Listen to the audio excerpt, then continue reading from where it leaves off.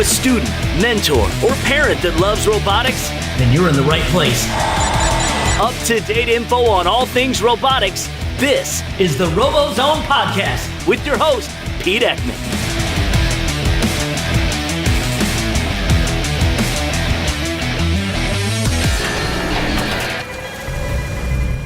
The RoboZone Podcast is brought to you by Kettering University. It's a Kettering-built world. Hello and welcome to the 67th episode of the RoboZone Podcast. This podcast is for Tuesday, July 17th. In this episode, we talk to the champs from IRI. We get their input on their team's history, what they experienced at IRI, their experiences at champs this year, and how the two seniors on the panel are getting ready to go off to college. They give some advice for incoming freshmen. So I hope you enjoyed this episode, so let's get to it. The RoboZone Podcast is brought to you by AndyMark.com, your robot parts experts. So Andrew, please introduce yourself. All right, hi, my name is Andrew Bauer. I'm a member of Team 195. I was a senior this past year, was on the design team, and I was also a captain. Next up, we have Chris.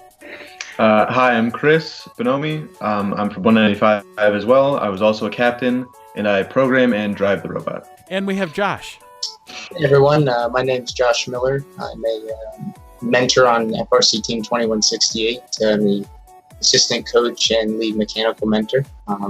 I'm an alumnus of FRC Team 229 Division by Zero. I'm currently I'm an electrical engineer, graduate of Clarkson University. I'm currently a systems engineering supervisor at General Dynamics Electric Boat in Groton, Connecticut.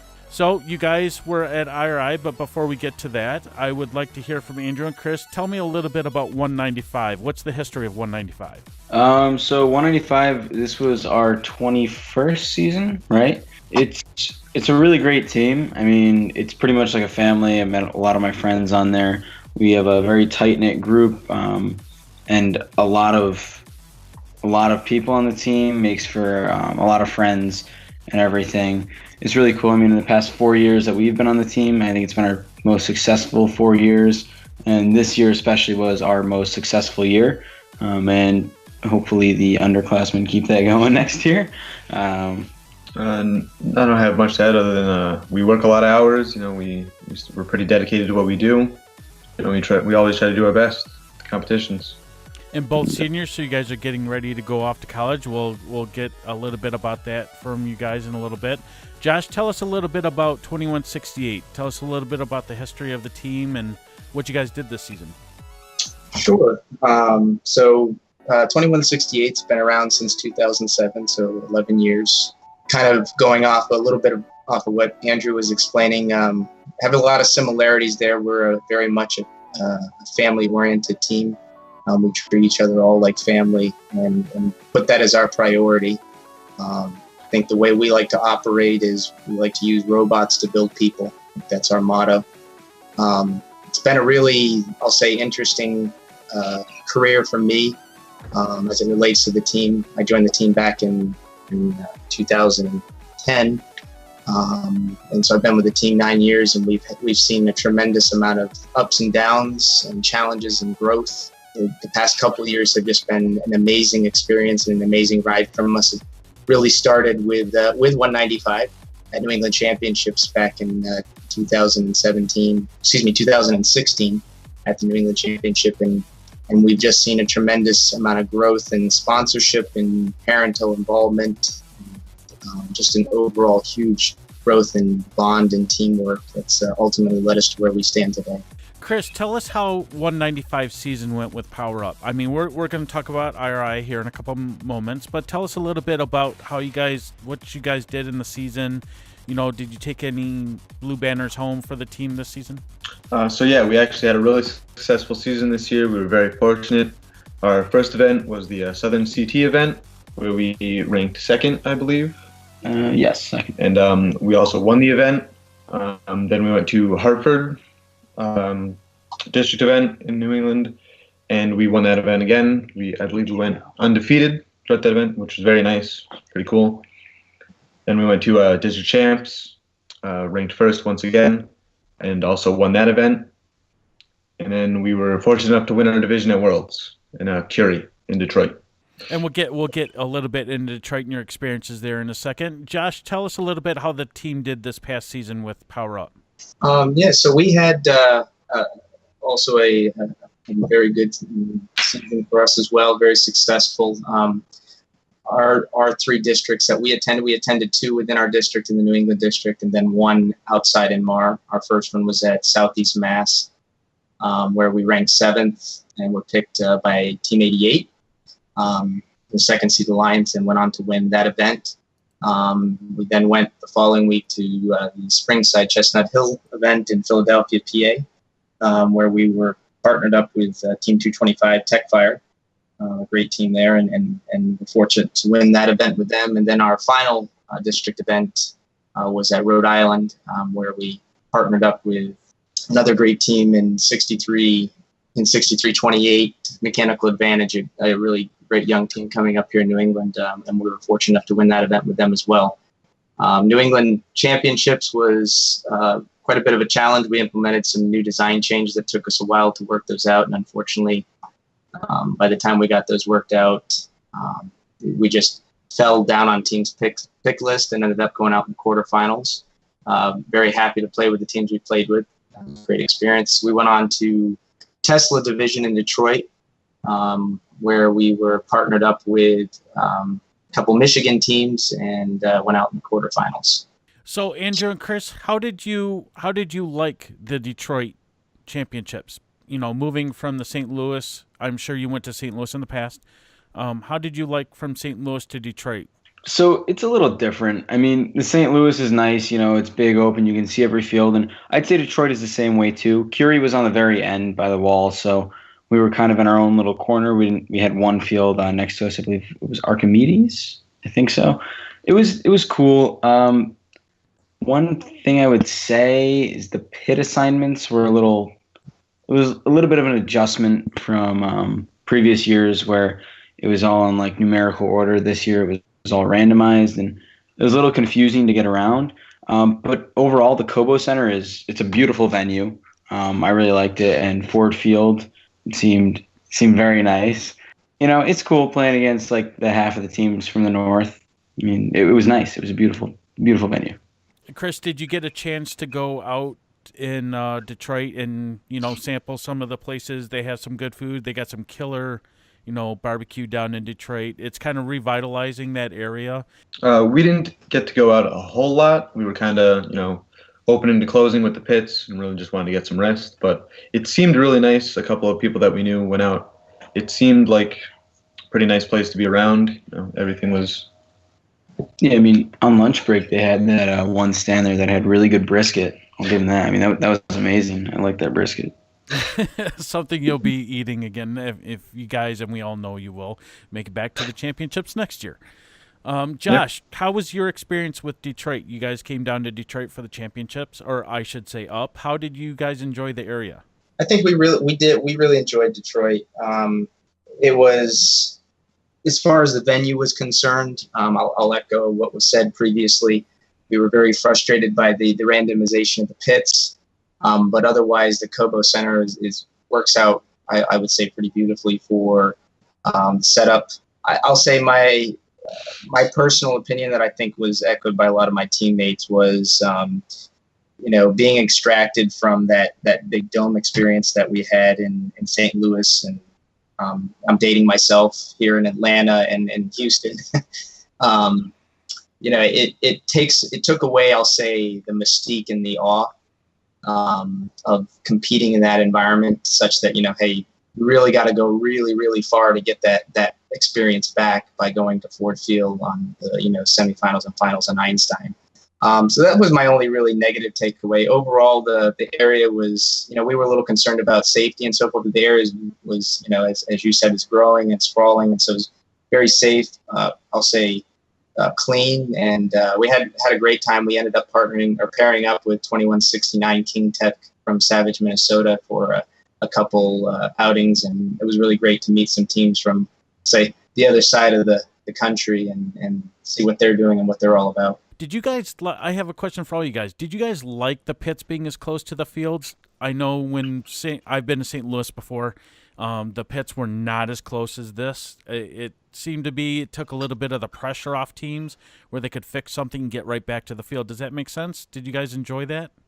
Yeah, I think the pits kind of close to the field was nice. I mean, it kind of took away the awe of stealing 2168 scooters and driving them a long way. But yeah, no, it was nice because you could walk right out there and instead of like, oh crap, we have a match.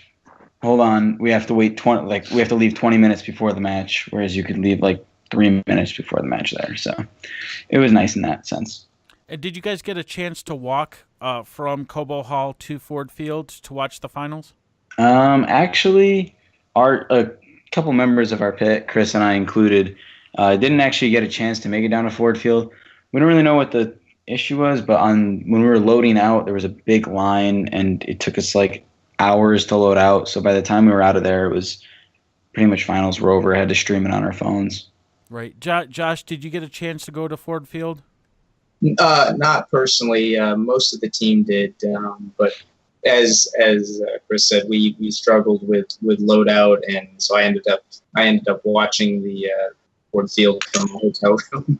So thank you guys for giving us a little bit about your team's history. We've gone through what you guys did this past season, the championship, how you guys experienced that. Let's start with this. Andrew, did you like the game Power Up before we get to RI? Did you actually like the game this year? I mean, you're a senior, so you've had a couple of years. This isn't Recycle Rush at least. But did you – yeah, I hated that game. Did you enjoy Power Up this year? Yeah, I mean, coming from a design perspective, 100% I enjoyed it. There was one game piece, and I love that. It was like, in – what was it, Steamworks, we had 2 game pieces and a climb, and it was just like a lot to design. But Power Up was really nice. You could design a robot pretty well and have a lot of versatility within it. And then as far as gameplay goes, I think it was great. Point-based scoring, I was a little bit nervous at first, especially when, like, on kickoff and everything, I was like, I don't know if this is going to go well. It's going to be just a dominant game. But, I mean, I guess as you saw in IRI finals, it can get pretty close. And I think it's a great game to watch. First in the past few years, like Stronghold was a really great game. I think Steamworks, for an outsider of First, if somebody would look at that, they'd be a little bit confused. However, I think if an outsider of First looks at the game Power Up and sees it being played on a high level, as it was in almost every IRI match this past weekend, I think it was like really, I guess, awe-inspiring. I know I had some friends from the local area in Indianapolis come by and watch the game, and it was the first time they'd heard of First or competitive robotics, and they watched it and they loved it because it was just such a fun game to watch. And Chris, do you agree? How about from a drive team perspective? Was it challenging this year? Did you enjoy it? Do you think things could have been changed a little bit? I was a little weary of it at first, but I really grew to love it. It ended up being very like methodical. You just do cycles from like the same place, and then when you're done with those cubes, you go to the next place. So there really wasn't a whole lot to think about during the match until like the higher levels of play, like Andrew was saying, at IRI. So it made it pretty easy to drive, not too difficult, and really easy to strategize until you get to the higher levels. And Josh, from a mentor's, give us a mentor's perspective. Did you like the Power Up game this year? Thinking back on, you mentioned 2015, right, where you had a game where the strategy was go get the cans and make stacks. To 2016 2017, as was referenced earlier, where you got multiple game pieces and you go climb. From a design from a strategy to design to build to compete perspective, it was really challenging, exciting. Loved, I was a driver coach for 9 years, 7 years, and then now as a lead mechanical mentor. So playing both sides of the spectrum, so to speak, this game was just it had a lot of strategy. When we started out, evaluating games, like, wow, there is a lot to be understood here, a lot of options to play. I think you saw that come to fruition in a lot of ways at IRI. We played strategies we never played before, kind of had in our back pocket, but never really played them before. So just the exciting part of it now as a no longer as a driver coach and sitting in the stands. Well, for most of the season, I was fortunate to be able to coach at IRI, but for the most part, sitting in the stands this season and looking, the game kind of had you on your seats and on your edge when you got into, some of the more competitive matchups, because it's like who can hold that stack, who can make it stack nice enough, and who can shut off, shut down a team trying to get to the switch, or who can successfully get to the top of the bar and climb. So it was just a lot of excitement and a lot of strategy all coming together. I think First did a really good job putting this game together. Well, you guys made a perfect segue to IRI, so let's talk a little bit about that. We all know the Indiana Robotics Invitational is one of, if not the most competitive single event in First for FRC.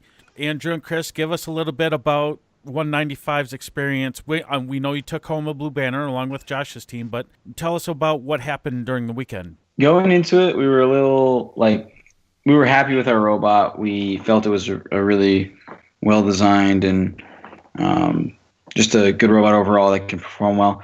One thing that some of our team was skeptical of is we actually had a new operator on. We didn't know how they would do under pressure, but ended up doing really well. Coming into the first match, it was a loss, and the first 3 matches, our autonomous was kind of wonky, if you want to say. I don't really know a better word for it. It would just stop sometimes. So that was really a challenge that we tried to get over each match, and it was until the 3rd match that we figured it out. And Chris, you want to just talk about that? Because he's the programmer. Yeah, we struggled with autonomous since before champs, where it would just stop sometimes on the field for seemingly no reason. But we were fortunate enough on a Saturday on Friday afternoon, we were finally able to find the bug and remove it from the program so that the autonomous never really it still had problems where it would miss a cube or run into the wall too hard, but it would never just stop for no reason. So that was good. And going on, we lost our first match, and I don't believe we lost the qualification after that, right? So we ended up ranking 2nd. We didn't get all 4 RP. Unfortunately, we are not 2056, which we were. But and then going into eliminations, a lot of strong alliances coming from the lower seeds. 6 and 7 were just powerhouses, just pure power. And getting into finals, it was kind of scary looking at it. And Josh, how did 2168 do at IRI over the weekend? So we didn't certainly didn't fare as well as our friends in 195. We did come into the event very confident. We'd spent a week leading up to IRI, tweaking our autonomouses in terms of, we came in with our 3 cube left and right and our 2 cube cross left and right and 3 cubes left and right for the switch. And we've proven those out really well in our practice field. So we came in pretty confident. We had an experienced drive team. In fact, our operator is her senior year, so it was really special for her. And so we came in very confident. And as Chris mentioned, we started out with a loss with 195 in our first match. And I think we finished in quals. I think we finished 3 and 6. Overall, we were very, very happy in terms of our performance. We felt that throughout all of our qual matches, we made a statement and performed really well. It's just the circumstances in each of the matches, our partners having challenges mechanically, just put us in a place where, our qual record didn't really reflect our performance. Overall, as a team, I think I was happy as a mentor because we have a lot of very strong student leaders graduating this year. I got to see our younger students step up and make sure that the robot was completely inspected after every match. We come back from a match and our students were taking the robot and getting in line to the practice field, making repairs and adjustments while in line. And between every match, we were on the practice field making sure that our autonomouses were ready to roll and all of our strategies could be fully employed. So overall, leading into elimination rounds, we were very happy with our what we had put on the field. When we went into alliance selections, I think most of the mentors that have been around and the students have been around knew kind of who was picking who at least as their first pick. Obviously, as you come back down in the unique system that IRI has. And I will echo, as they say at IRI, the right way to pick. Coming back around for the second pick, you never know what to expect, depending on what teams are thinking for a strategy and how they'll best partner up. So, it personally, it was we played with 2056 back in 2012 at IRI as a fourth pick, and then got to come in one match. And it's 2056 is a team that we've always admired and wanted to emulate and tried to emulate. And the same with 195. So it was very, very exciting and inspiring to be picked up by those two great teams and get to play with them. Anytime you're out on an alliance with 2056 and 195, you go into a limbs pretty confident, and certainly, and this was no exception. So, Andrew and Chris, let's expand on IRI. Tell people out there that may have not had any experience with IRI, and Josh kind of touched on it. What is the alliance selection like compared to a district or regional or state championship or champs? How is it IRI different? So the on-season, like you said, district, regional champs, state champs, district champs, all of that is really the serpentine draft. So it goes 1 through 8 pick, and then 8 through 1 for the second pick. And then at champs it goes 1 through 8 pick, 8 through 1, 1 through 8 for the fourth robot. But for IRI, it's a little different. It goes 1 through 8, and then it goes 1 through 8 again. So the first seeded alliance gets their first choice, or the number 1 seed gets their first choice as their first pick and the first choice as their second pick, which is interesting. It makes for some powerhouses in the top 4 of the seeds, and yeah. So Josh said something along the line, or it's the right way. Do you agree with Josh that that's the right way that FRC should be run in that? And it's just strictly an opinion, whether it's right, wrong, or indifferent. Everyone has a different opinion, which is great because we get to do that. But do you agree? Do you think that's the right way that we should be doing it, Chris and Andrew? I'm kind of torn because at the same time, at one side of me wants to believe that the number 1 seed did a lot of work to rank first and should be able to pick their first choice at a first pick and first choice at a second pick. However, in I guess you could say the fairness of the game, Serpentine makes it a little bit more balanced. I don't know. I think in an IRI situation, I believe for IRI it should go 1 through 8, 1 through 8, because to be a number 1 seed at IRI is a big task. I think if you become the number 1 seed at IRI, you get to choose whoever the hell you want. Yeah, I can totally understand that. And the field that you have at IRI is not like you I don't think you guys saw a rookie there, so it's not like you're going to have rookies sitting at IRI. But Josh, why did you say that's the right way? Give us your opinion, or give us some background why you think that's the right way to be picking. To kind of echo what was just said, I think when you look at the object of first, obviously there is an element to it that says or demonstrates, hey, we're trying to help everybody become competitive. But there is an element to it that is trying to simulate a real world environment for students, and those teams that have learned how to build a great robot, who have learned how to put together and strategize the right way and build their team the right way, and ultimately that produces those results on the field where they have earned the number 1, number 2 spot. Those teams, it is the hard work gets rewarded, I guess, is the bottom line from my perspective. And the results speak for themselves. And I'll say, being on a team that, in my early part of my mentoring career in 2168, where we struggled to get to the top, it was always, it always created a sense where we looked up to the teams that were always doing well. and saying that's where we want to get. It wasn't a function of we wanted them to be brought down to us. We wanted to get up to them and beat them and be recognized in that fashion. So to me, the picking structure that exists at IRI simulates or encourages the real world experience that students are going to experience when they go out in the real world in college and then on to their careers.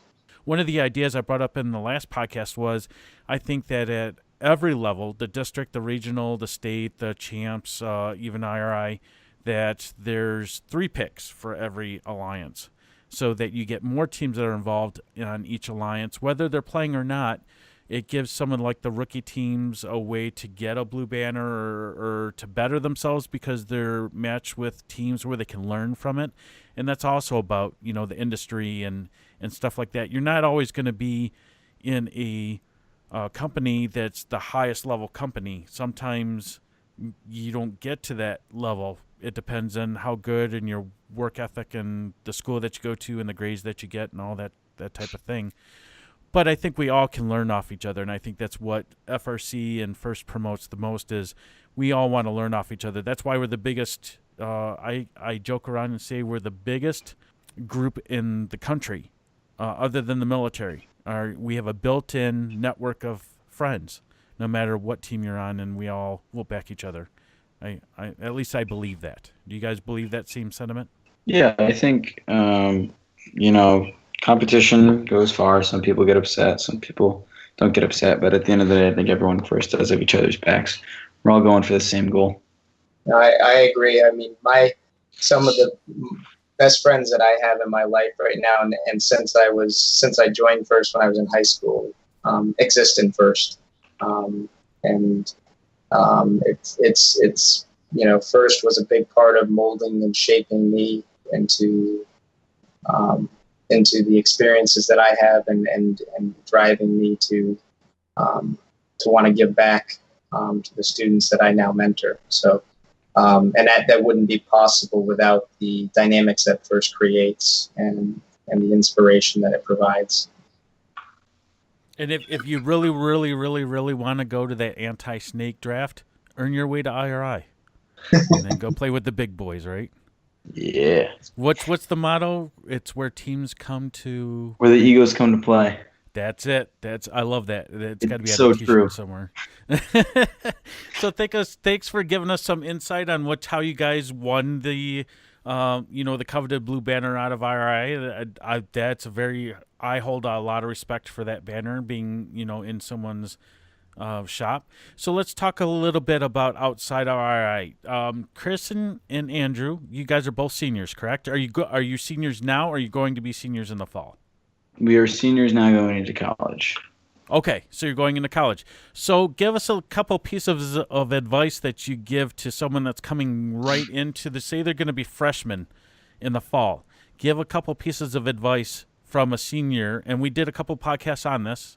If you want to listen to the back episodes, give us a couple pieces of advice you give to a freshman in the fall going into their first season. I would say to just get involved right away. That's what I did my freshman year. You got to find what you want to do and what you're good at. But I, fortunately enough, knew that I wanted to do programming from the beginning. So I got myself connected with all the programming mentors on my team. And I really learned from the best in the industry, some of the best out there. And it's a great experience. This has been easily the best experience of my life. The past 4 years, I've met so many people, made so many friends. Our team's like a family.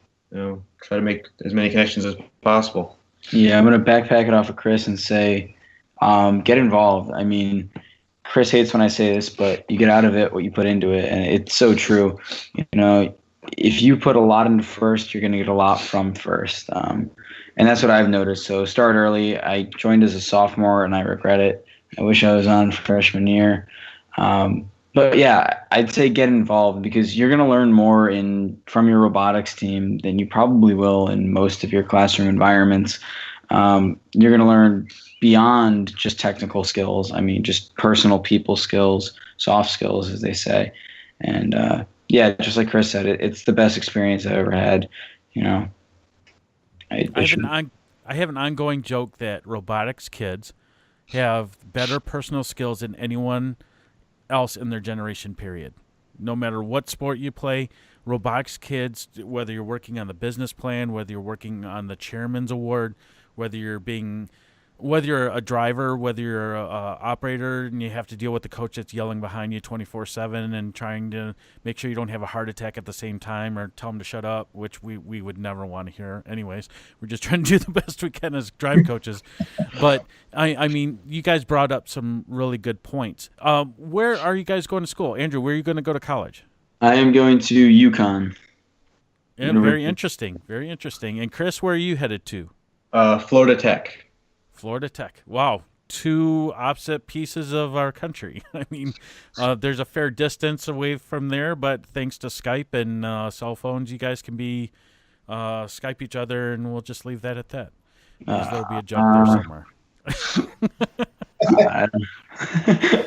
Josh, what pieces of advice can you give a coming in freshman here in the fall? Well, I think I'm going to echo what Andrew and Chris shared. You know, at the beginning of each fall season, we get all of our returning and incoming students together, and I take the opportunity to tell them what this is all about and what their experience could be. And, you know, it first is all about helping and preparing young people to win at life. Our society, our world it's becoming more and more challenging to be successful in the technical world, to be successful in relationships, to be successful in life. And the opportunities that are afforded a student coming in to interact with, to become friends with, to become colleagues with professionals across all of the various business structures that we have in our society, and the different personalities and people that you get to interact with and grow next to and learn from. So it is a huge opportunity, and the message that we always give to our students that are incoming is, hey, we're here to help you win at life. And so, and I will always recount that some of our best students came in and in their freshman year and, chose to kind of sit by in the corner and play on their phone. And their second year, they were kind of, hanging around the robot and chit-chatting with everybody. And then finally in their junior year, they became leaders, they became involved. And their single biggest regret was wasting those 2 years, because once they finally experience the relationships, the powerful inspiration that comes out of first. And as I always say to my students, it's like a bug that you get bit by. And once you get bit by it, it infects you and affects every part of you. And it's incredible. So to those new students that may be listening and evaluating what first is to you,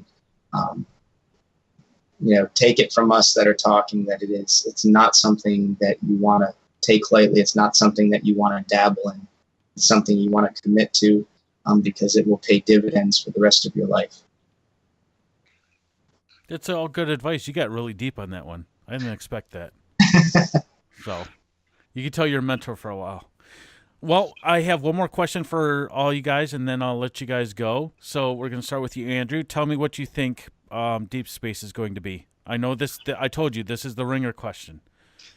Tell me what you think Deep Space. I know you're analyzing. I'm analyzing the graphic, right? I see if you look at the clouds, they look like balls. They're very round shaped, so I think it's going to be a ball game. Let's pull this up. So let's see. Deep Space. I mean, I've heard before that the people who make the logo for the game, I mean, I wouldn't say the logo, but the graphics that come out initially, I heard they don't even know what the game is, so I don't know. I mean, looking at it, I think the end game is going to be some sort of takeoff, definitely. like there might be a zone that you have to be in, and you might have to meet a couple of requirements to get like onto a launch pad, and therefore you have to take off, and that's a ranking point, I would assume, kind of like how climbing was this year. And I don't know. I mean, I would like to see another ball game shooting. I think shooting games are really exciting, which was a reason why I was kind of nervous coming into this season. However, I felt this game was even more exciting than most ball games have been in the past. So I don't know. I mean, yeah, I'd like to see something with, let's say, about 7-inch diameter balls. Something nice you can shoot into a high goal. Okay, nice. Chris, what do you think Deep Space is going to be? I mean, well, looking at the name being Destination Deep Space, I feel like it's going to be similar to like how 2017 was, where you're fueling the airship and bringing the gears over so that it can take flight. I feel like the whole like background to the game is going to be that you're doing all these things and doing all these tasks so that you can like travel through space, so that your alliance's ship can travel farther than the other alliance or something like that. Gears? Gears, yeah. I think we still have nightmares about Gears. It looked like little SpongeBob mac and cheeses all over the shop. Okay, Josh, what do you think Deep Space is going to be? I mean, do you think in addition, do you think we're going to see another human player on the field like we did with 2017? Well, so the first thing I'll say is I hope and pray that First is smart enough to stay away from 2009. That's the ongoing joke we have, Lunacy 2.0. But I share some perspective that was just said, in the fact that I think the name and the logo implies that you're going to be playing elements of the game early on that are going to require you that are essentially preparing your alliance for an end game. If I think about the past 3 games in 16, 17, and 18, all 3 games, which I'll say never has been repeated in the history of First, have all been in succession like this, have all been involved a climbing element. This logo and title suggests that is going to be a 4th year, a repeat of that, from my perspective. I will say, obviously, if you think about the name of the past 3 games, when you finally see the game, it's like, okay, the name has some relation. But until you see the game, it's like, wow, what I imagined and what it ended up coming into play, like Steamworks. Who would have ever imagined gears and fuel, right, and balls? So I'll say my hope is that Deep Space involves something with a football.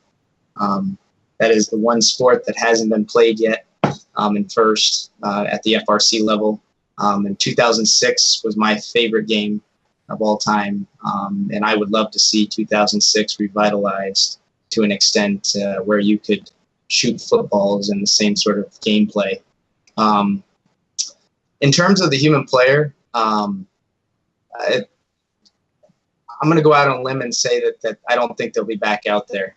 I think with the reset times and if there is a shooting game with a football, I certainly think you can't have a human player on the field with foam balls whizzing by at 30 or 40 miles an hour. So it'd make it entertaining if they had a helmet on. Oh, it'd be beautiful. They had to dress up like an astronaut and they get beamed in the melon. It might be entertaining. Nerf. Great shooting. No one's got killed by a Nerf ball that I know of.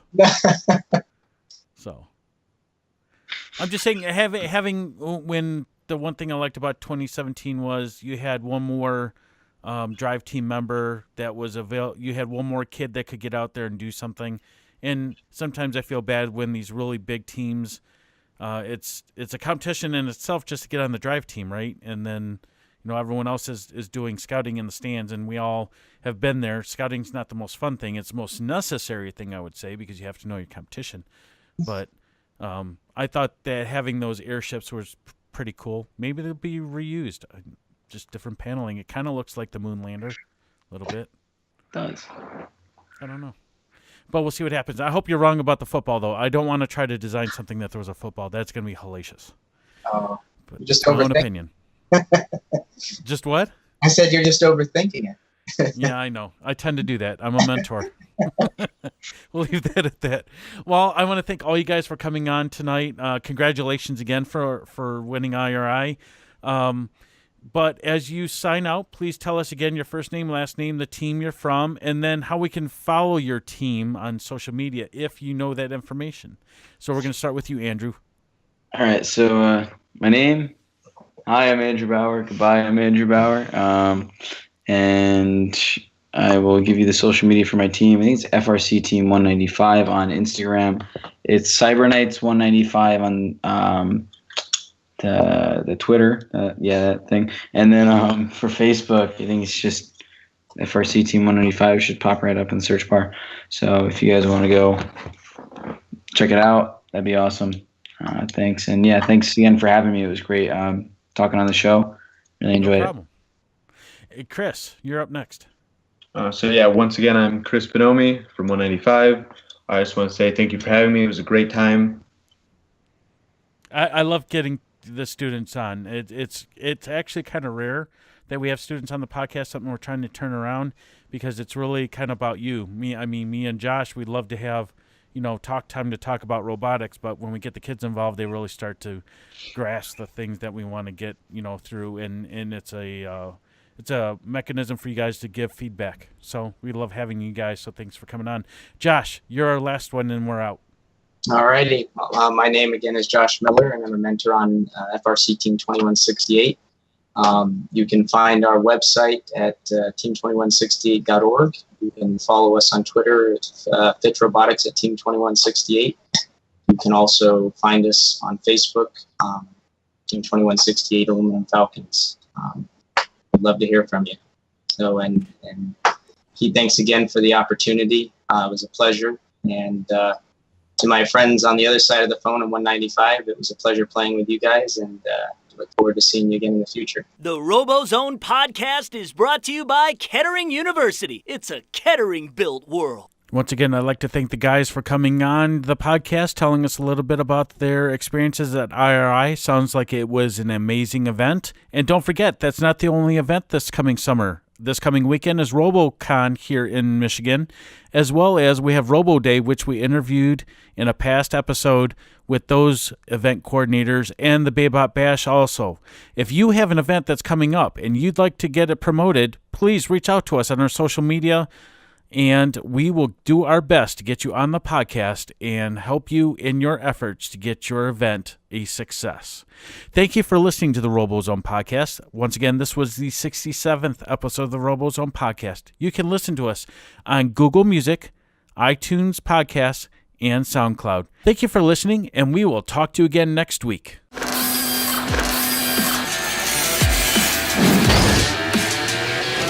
Thanks for listening to the RoboZone podcast with your host, Pete Ekman.